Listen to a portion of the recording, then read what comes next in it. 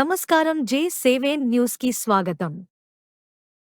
కబ్జాల సమస్య, అక్రమ నిర్మాణాల సమస్య పోవాలంటే అవన్నీ కూల్చక తప్పదు.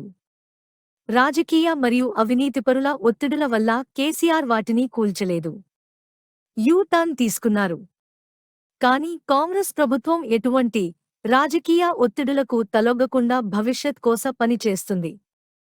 ఇప్పటి వరకు కూల్చినవి గతంలో నోటీసులు వచ్చినవే.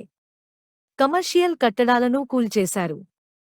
రియల్ ఎస్టేట్ మాఫియా చేసే వాళ్లవి మాత్రమే కూల్చారు.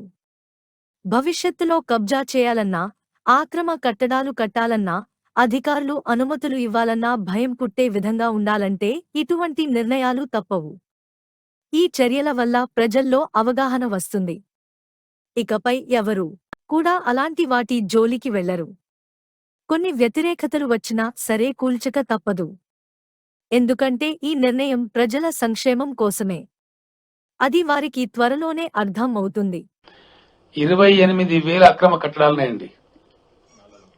హైదరాబాద్ లో వర్షం నీళ్ళని తీసుకుపోయేటువంటి నాలాల మీద, స్టామ్ వాటర్ డ్రైన్స్ మీద 28,000 అక్రమ కట్టడాలని మెర్సీలెస్ గా ఒకటి మాత్రం చేస్తున్నాం.